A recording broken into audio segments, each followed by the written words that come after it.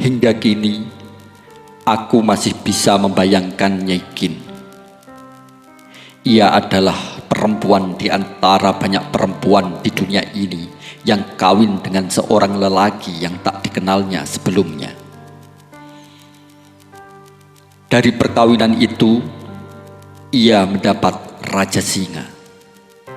Penyakit Raja Singa itu membuat laki bini itu bercerai mencari jalan hidupnya masing-masing.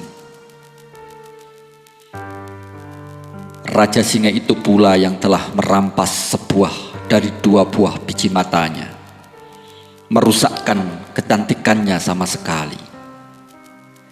Dan selain itu, memecahkan bola dengkulnya. Sebelah kakinya harus diseretnya bila ia berjalan. Di siang hari ia tak ada kesempatan untuk menyesali nasibnya. Kehidupan sehari-hari menyita sebagian besar perhatiannya. Hanya bila malam telah sampai dan kecapean badan itu pun tak kuasa menidurkan dirinya, ada juga ia menyesali kecantikannya yang hilang.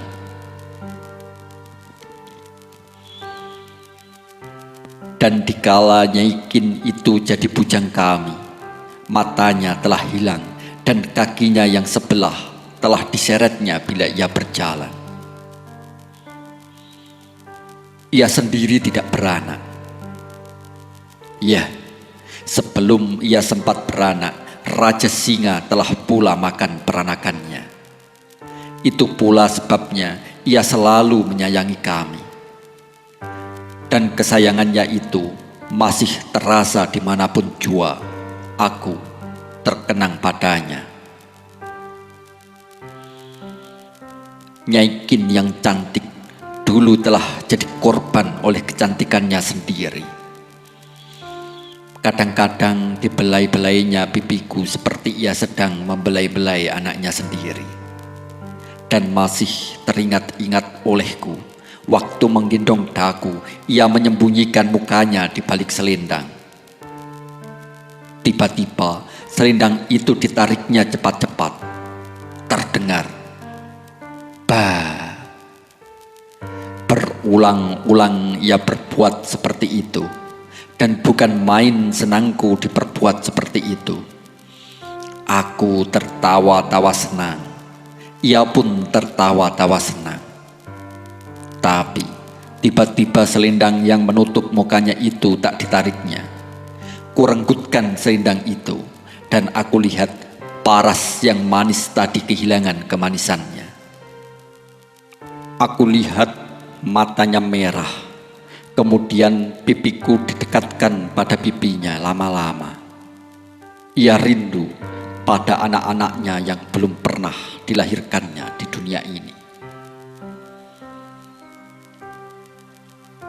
Sebagian dari uang Nyai Kin disimpannya, dan hampir separuhnya dipergunakannya untuk membeli makanan, dan makanan itu ialah untukku. Di kemudian hari, taulah aku bahwa ia menerima upah 80 sen dari bunda tiap bulannya. Seperti juga bunda, Nyai Kin pun suka mendongengi aku. Hanya bedanya, bunda selamanya mendongengkan cerita-cerita pahlawan perang yang bermain di negeri-negeri Asia dekat, sedangkan Nyai Kin selamanya mendongeng tentang kehidupan binatang-binatang purbakala yang bicara dan bisa membangun kerajaan. Aku tak ingat betul, adakah semua itu didongengkannya pada aku waktu aku berumur 4-5 tahun atau beberapa tahun kemudian. Sering ia menerangkan dalam dongengnya betapa sucinya orang-orang dahulu sehingga mereka itu mengerti bahasa binatang. Tapi orang sekarang kebanyakan dosa, katanya. Orang sekarang sering mencelakakan semua manusia, katanya. Itulah sebabnya orang sekarang tak bisa mengerti bahasa binatang. Pernah juga ia bercerita tentang pengalamannya waktu masih kecil. Lebih tua beberapa tahun daripada aku pada waktu itu. Cerita itu selalu kuminta diulangi lagi dan diulangi lagi. Dan ia tak pernah menolak. Dan aku mendengarkannya dengan keheranan dan kekaguman. Begini cerita yang mengagumkan itu. Waktu itu ia masih kecil. Bupati yang memerintah Kabupaten Blora ialah Ndoro Kanjeng Said. Suatu kali kota kami mengalami musim hujan double. Kali Lusi meluap melampaui tepinya. Kota kami yang aman dan damai digenangi air banjir yang mengandung lumpur. Dan karena alun-alun kota kami terletak pada salah sebuah pucuk pegunungan, gumpal tanah ini akhirnya merupakan pulau di antara laut air yang luas. Penduduk daerah kami digiring oleh air ke alun-alun. Mereka membawa anak, kerbau, sapi, dan diri sendiri. Dan barang siapa tak cepat-cepat pergi akan digulung oleh air dan dibawa ke muaranya. Hujan terus jua jatuh dengan lebatnya. Rumah Ndoro Bupati penuh sesak oleh manusia. Kemudian dia lihat Ndoro Bupati keluar dari rumahnya membawa sebilah cemeti. Dipecutnya air yang menjilati tepi alun-alun sambil memantrai. Dan perlahan-lahan tapi pasti air pun mulai surut dan kembali masuk ke Kali Lusi.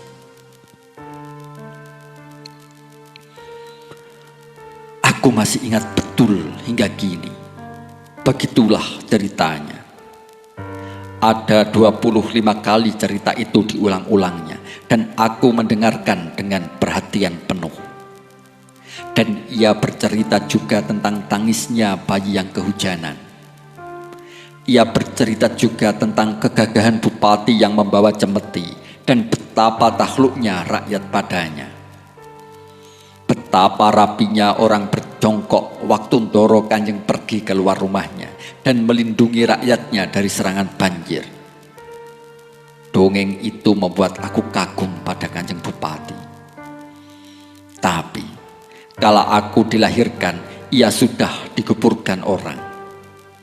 Namun, keharuman Ndoro Kanjeng Said itu tetap dalam kenang-kenangan penduduk kota kami yang kecil itu. Cerita Nyai Kin yang tak kurang-kurang menariknya ialah tentang makhluk-makhluk dewa atau setengah jin yang berkeliaran di malam dan di siang hari dikala manusia kosong dari segala perhatian. Nyai Kin bisa bercerita bagus tentang awan yang berarak. Ia menceritakan sebuah petikan dari Ramayana dan di balik awan itu pula Dasamuka yang mencuri putri berkelahi melawan Jatayu yang menghalang-halangi pencurian itu. Biasanya ia bercerita sambil memandangi awan itu. Dan sering pula ia bercerita tentang pahlawan-pahlawan dalam Mahabharata. Sederhana dan indah segala apa yang diceritakannya itu. Dan aku mengerti juga sedikit-sedikit tentang ceritanya itu. Dan pikiranku mengagumi betapa hebatnya orang-orang di zaman purba itu. Tak ubahnya aku waktu itu dengan orang sekarang yang kehilangan masanya sendiri, mengagumi masa-masa yang telah silam. Dan bila di malam hari aku tak bisa tidur, menangis membabi buta, Bunda menepuk-nepuk pahaku. Biasanya ia mengucapkan kata-kata yang bagus. Dan kadang-kadang juga Bunda menyanyikan lagu daerah, lagu Belanda dan Arab. Tapi suaranya yang indah tak selamanya indah untuk perasaanku. Apa pula bila perasaan itu sedang berisi kekesalan hati. Ya, anak kecil pun ada merasai kekesalan hati.